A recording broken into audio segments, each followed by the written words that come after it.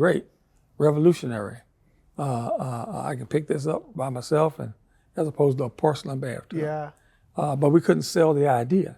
The industry was so used to having porcelain bathtubs, they weren't ready for it. But after about 5-6 years, I got tired of struggling with it. We ended up selling the patent. Then we ended up hooking the brother that had come up with the patent, hooking him up with the folk we sold the patent to. And every time I walk in Home Depot now, I get sick. I say, oh my God, we gave this up for little or nothing. Wow. You know. Wow. But we didn't. And that happens to a lot of minority entrepreneurs. Period. They come up with an idea, but they have no way of financing it. They don't have any inroads, so they end up. Somebody comes along, offers them a little bit of money, they take it and they expand it because they have the marketing capacity behind it to expand. Even little things like with Alpha Plastics. Yes. Willie Wesley calls me one night, late, like about 12 o'clock at night, and says, "Hey, I got a good idea." What's the good idea? He said, "I bought, I think it was like 10 pizzas, and when they got to me, they were all smashed together, and the top of the pizzas, you had to smash the them. boxes were." So he said, "I got an idea. I can prevent that." So he designed a little table, small plastic table. Yes. You could sit inside the pizza to keep the box from smashing. You may have. I have seen that in pizzas. Okay, well that was one of the inventions of our plastic company. Whoa. Yeah. Whoa. Just having a good idea. Having some smashed pizzas got him really mad and thought, here's one way they could do that. We ended up selling that to Pizza Hut, and then selling it to Godfather's Pizza, and then selling it to other pizzerias. It became a simple thing, and it wasn't an expensive proposition. It was not. Because it cost us about a penny a piece to make those. I did not know that. That is I'm glad you told that story because I have seen those things in pizzas and I have no idea what they do until this moment. Just to keep the pizza from smashing. From smashing, yeah. Funny, but I thought it was to hold so you can hold the pizza and take the one out and hold the other one, take the other one out, hold the one and take the other one out. But now that we know the use of it, man, that's super cool. So I want to talk. So tell me this. I know that growing up, especially being in Kansas City in the 60s and the 70s, being development, KC is known for race when it comes to development. What was that like for you? Did that impact you? How did you go through that? Yeah, very difficult because the community the banking community was not very nice to the black entrepreneur. Yes. They weren't. It's still a major impediment.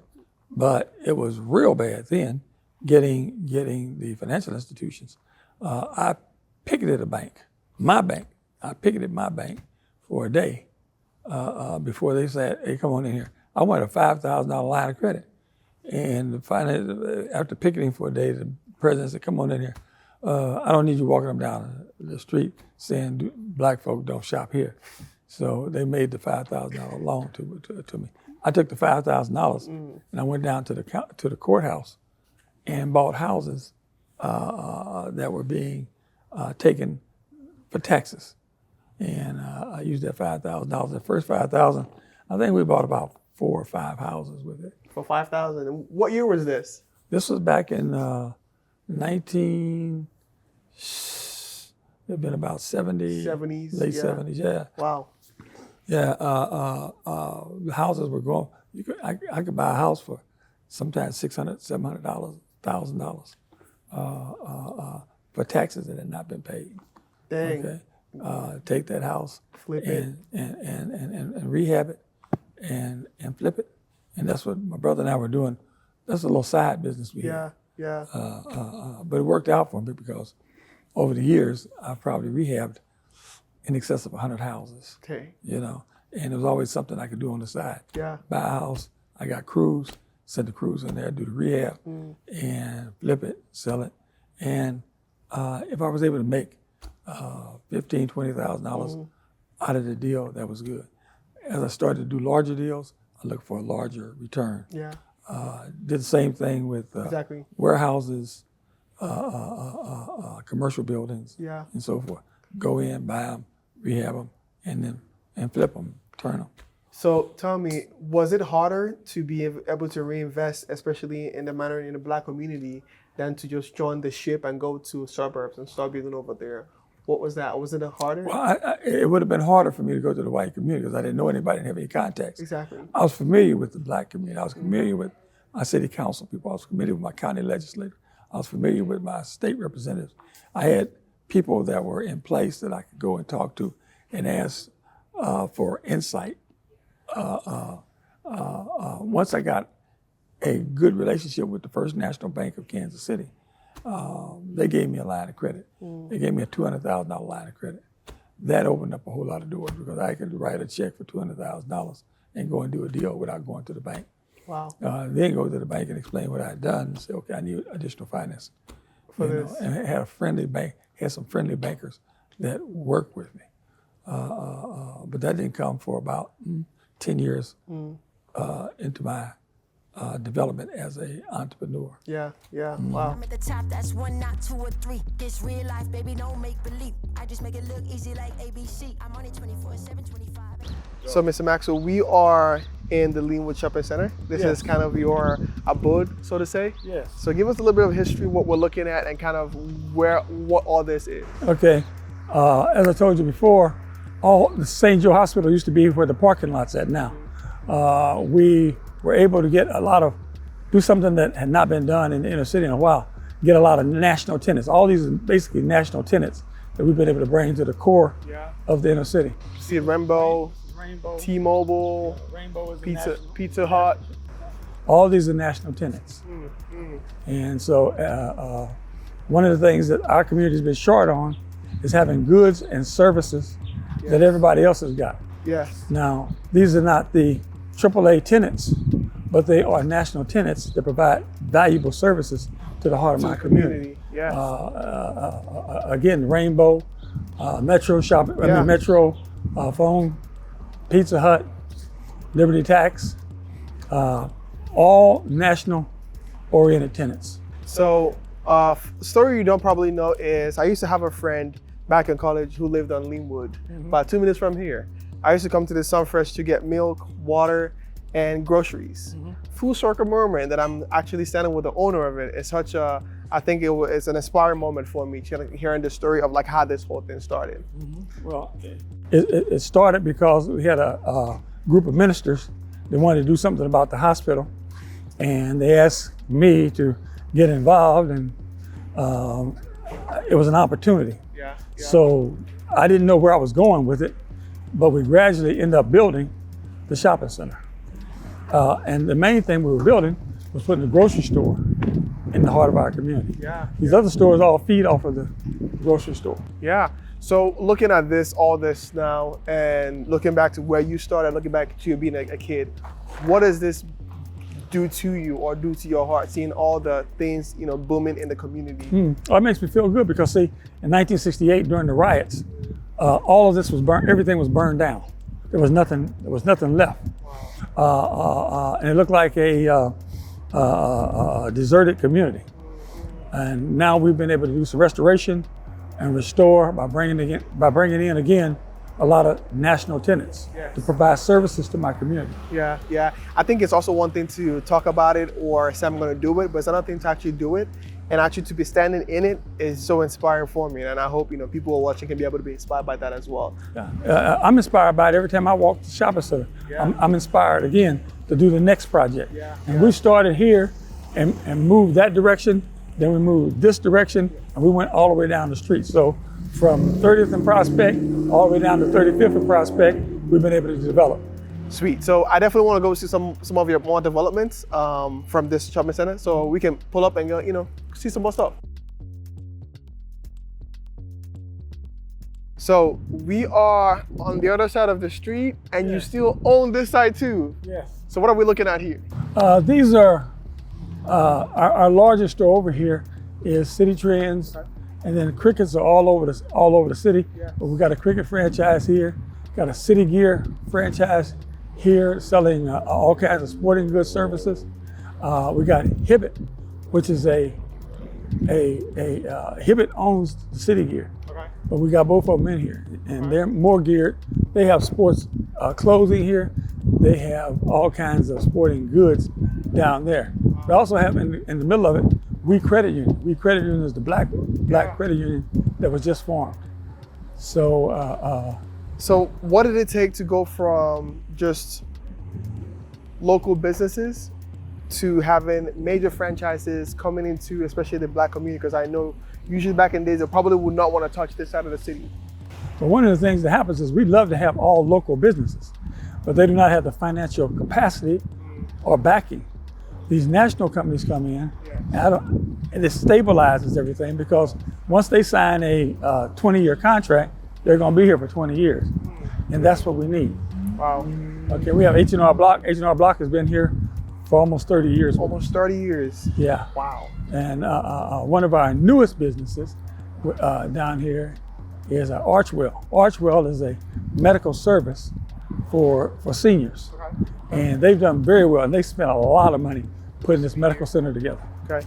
Is that the building you were talking about on the pictures? Is that one of them over there, or is that another one? No, the buildings across the street, we're gearing to ultimately tear them down and put a franchise on that corner. So thank you so much, Mr. Maxwell, for all the wonderful things you do. I think this is so inspiring, especially for me being a young person and being able to walk in this. I drive past it all the time, and it's such an inspiring thing to hear from you and kind of see how you're developing the community. So thank you so much for all you do, and I'm hopefully someone can learn from this and be able to be inspired. Thank you for coming in and filming it. Yeah. And you can share it with the rest of the community so that everybody can see. We don't have a lot of news stories over here unless they're negative. This becomes something that's positive. Yeah. Yeah.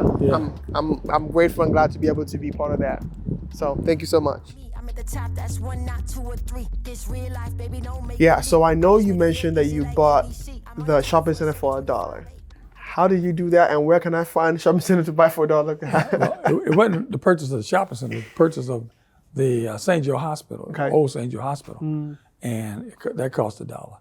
And we ended up spending about $500,000 doing the demolition. It was supposed to cost about $1.5 million to demolish the hospital.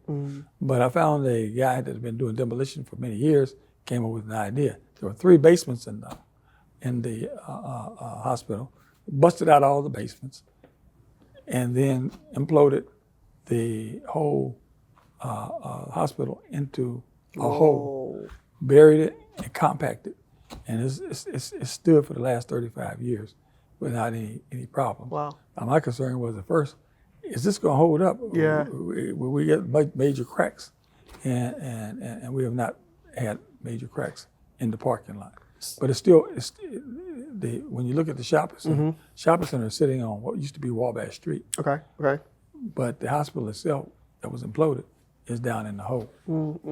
Okay. So if I had $1 and bought a hospital or a building, what would it get for them to sell me that? Would they know that I had $100,000 for $500,000 to develop it? What would that be? Well, the guy I bought it from, it didn't make him any difference. He just wanted to get rid of it. Yeah. Because the city was on him for maintaining a nuisance. That hospital had sit like that for about 5 years. The raggediest thing in Kansas City. Matter of fact, ABC Television came to me, and they shot a movie on that site. It was called The Day After. Okay, starring Jason Robards. Okay. And it was the aftermath. The director said, after looking all over America, this best represents what a nuclear holocaust would do to a community. And that's sitting right there in the heart of our community. That's how bad it was. Yeah, that's how bad it was, Dang. And they've had some smoke coming up and stuff like they put all kind of stuff on people's faces. Yeah. To resemble nuclear waste on people's body. That was pretty easy for them to do. Yeah.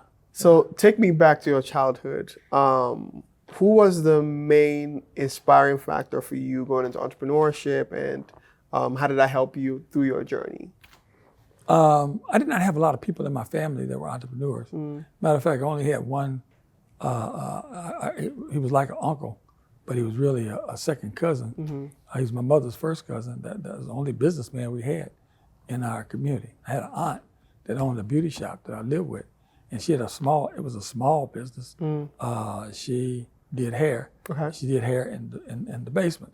Those were the only business people that we really had. I had in my family had contact with, and my cousin that had a trucking business. Yeah. I don't know if he was good for me or not, but I watched him and I got a lot out of watching him. Right. But he worked me pretty hard on a part-time basis, loading candy. He had a candy contract. He loaded all this candy. We transferred from the candy company to the railroad, to the airport, to other trucking lines and everything. And I saw him as being very successful entrepreneur. My aunt, who was doing hair, never had to work for anybody. She made enough money doing hair to take care of herself. So those were the entrepreneurs that were influential. I saw businessmen out in the community, and I thought, wow, they're doing a great job. But I didn't know how to get there. And so, and I didn't try to emulate them. I just stayed with what I was doing. And my brother was a business partner to me.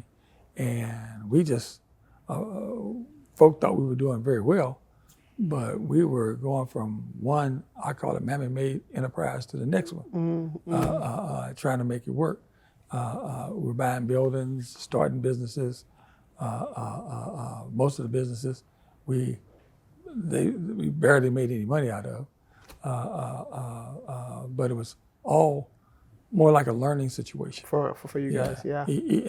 They were in different industries, so we learned a little bit about various industries, how to connect, and then being able to identify people that could help us once we got into the enterprise. Yeah. Is there a saying? So let me give an example. So my mom used to say, it's an Igbo saying. She goes, "Offerum eja afroha," which means what works for person A might not work for person B. So don't always imitate people. Right. Is there a saying like that, or something that has caught on to you? You've heard growing up that you still remember to today? Yeah. Well, I always had a saying, and that saying was, I want to help people get out of the pot of poverty and move into the mainstream of economic opportunity. Because again, like I heard my grandmother say all the time, why they let this happen to us? Why don't they come do something about this? And I knew ain't nobody gonna come do nothing about this unless it's us. We have to make that transition. We have to make the determination that we're gonna change the quality of life that we have. We're gonna change our neighborhood. And that's what I've been trying to do. When I look out now at 31st and Prospect, and I say, I got a shopping center over here, got a shopping center over here, shopping center here, got a housing complex back here, housing complex over here, another housing complex out here, senior citizen center here. I own all the land around here.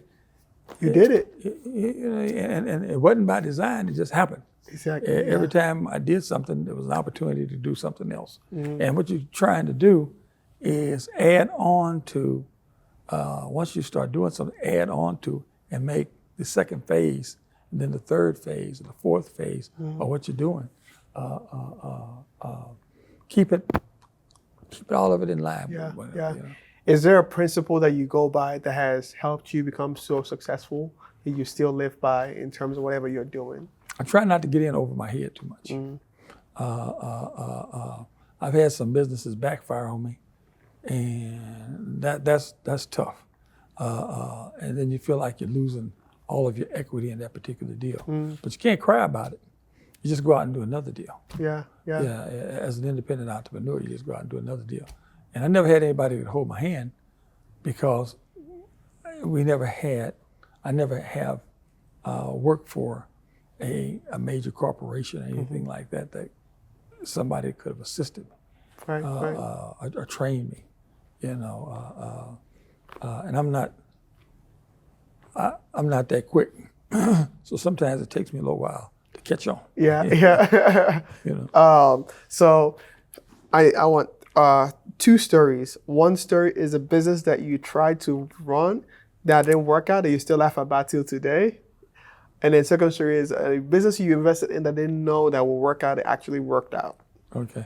The one that didn't work out for me very well was probably the car dealership. Chevrolet came to me, and Chevrolet wanted me to stop what I was doing and go to school.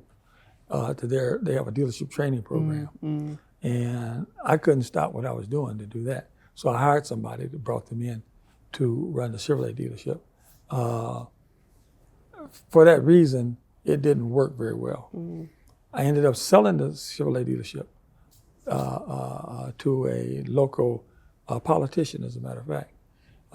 He ran the business, wasn't successful with it, and it came back to me. Oh. When I sold it to him, it had about $1.5 million worth of debt.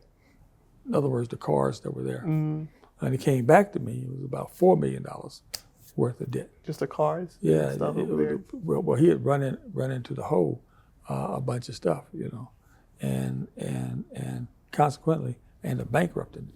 Whoa. Well, I didn't like that. No, there was no recovery for it. We got a whole lot of several businesses that I didn't know how successful they would be. The block company, for instance, we bought that and kept adding to, expanding it. I never thought it would grow as big as it was. Later, doing all these businesses, it set me up to retire. The day I turned 50, I retired. Wow. Yeah, I retired. Say, hey, I'm done. Yeah. I've done all I want to do. I'm retired. Now you're giving back. I went home. I didn't stay home very long before I was right back. And I'm back in the same office I had when I retired. Instead of being on the 4th floor, I'm just on the 1st floor. Right. But I own the building. I own the shopping centers. And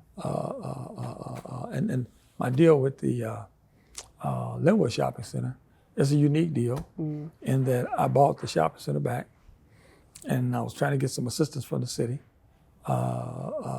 They couldn't figure out how to help me do what I wanted to do. Yeah. So I sold the shopping center to the city of Kansas City. And in turn, I took back a 20-year lease. And so I'm the master tenant of the shopping center. Whoa. So, Yeah. And the city did that deal with me because they knew there was a need to close the gap in terms of where people were with the hunger in our community. So, if you could give me a number of like the biggest deal you've done, what has been your biggest deal you've done so far that was so lucrative? maybe the shopping centers. That's about $45 million worth of development there. Yeah. Now, if you put all of it together, because all of it really runs together. Yes. The housing complexes, the Palestine Gardens, Palestine North, and the Palestine Senior Activity Center, the Metropolitan Housing Project, which is right behind the shopping center. Yeah. All of these projects, we did one after another. And so when you start adding up the kind of money that was in it, it's probably more like about $60-some-odd million. Wow. In that company, in there. So, so we're coming towards the end of the show, Mr. Maxwell.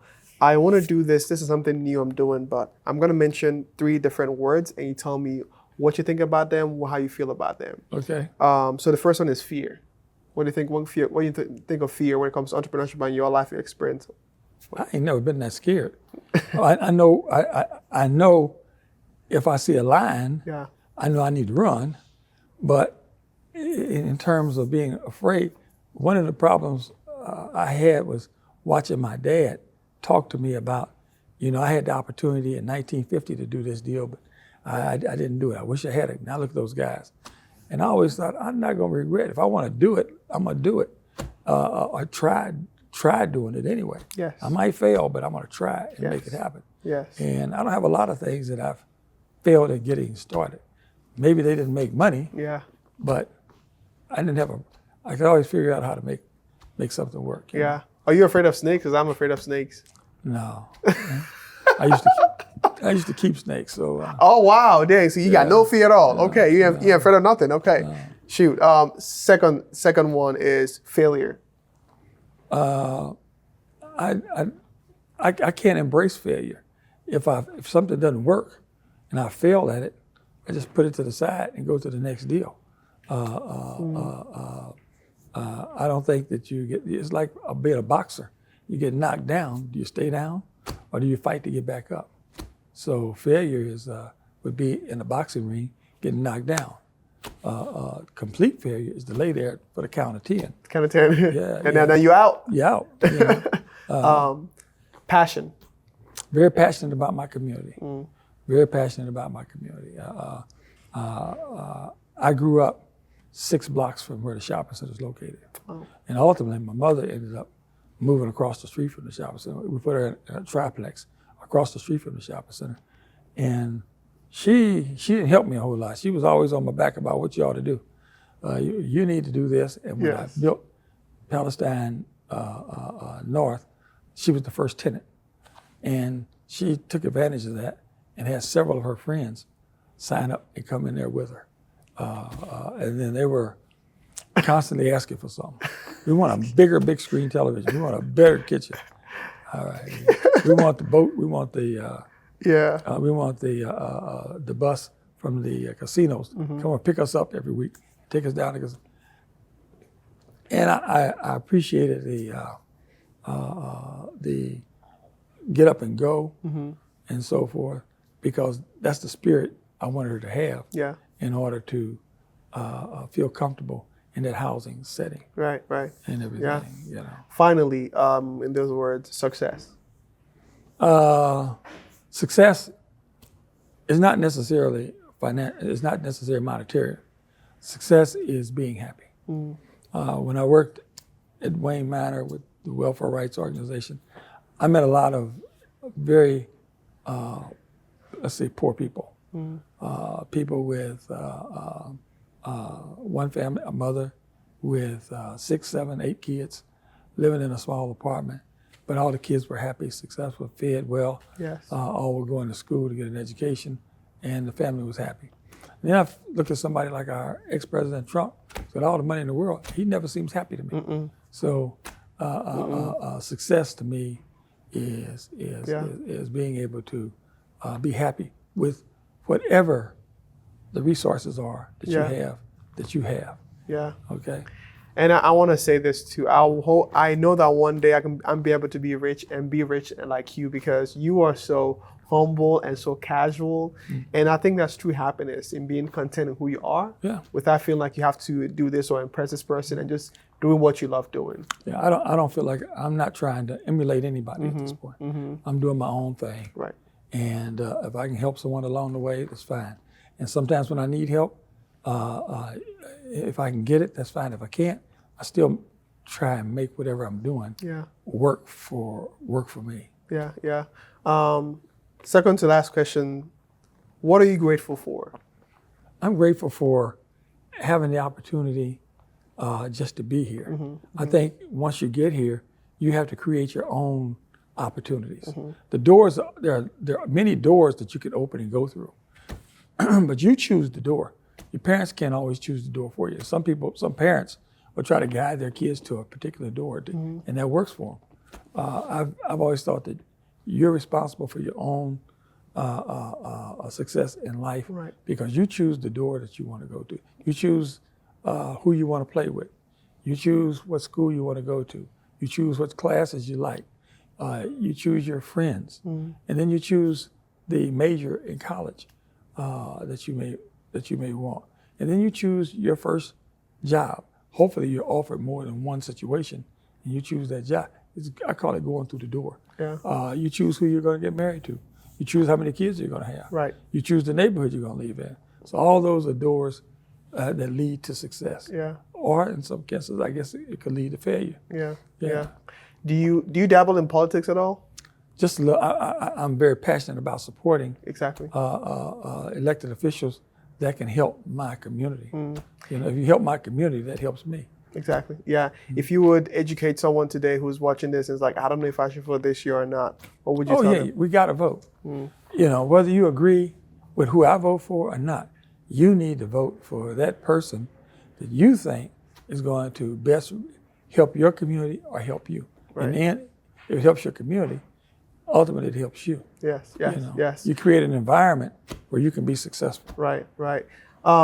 Thank you so much, Mr. Maxwell, for coming on the show. Is there anything I'm leaving on the table? Is there anything else you want to add, or anything I'm leaving I didn't ask about? No, maybe during this review, you'll show it and Yes. one of the TV stations will like it, and he offered me a big contract. And I could become a movie star. I would love to be the one to help do that. I want to be the next Denzel. Denzel, if you watch it, you see Mr. Maxwell say he wants to be next Denzel. You know, let's make it happen. I could be your double, man. Yeah, it could be the double ganger right there. Thank you so much, Mr. Maxwell. I really appreciate you for coming on the show and sharing your wisdom. It's really awesome to have someone like yourself who is not just making success or making money, but also reinvesting.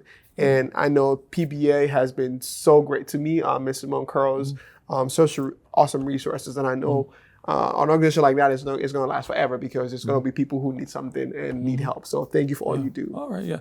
Ms. Curls has got a bad fix on things. Yeah. I brought her back from California, Yes. and I'm her boss. And she thinks that she's supposed to run me. And I try to protest, but she's always very stern about trying to outline what I'm supposed to do. It's like your employee has become more powerful than you. Yeah. But thank you so much for being on the show. Okay. And for those who are watching, you know what time it is. Please share, like, let people know that we are here at The Entrepreneur. I'm your host, Zik Nwanganga. I ain't got a lot to say, but, thank you guys for tuning in. I'll see you on the next episode. Bye-bye for now. Pick up the pace. Pick up the pace.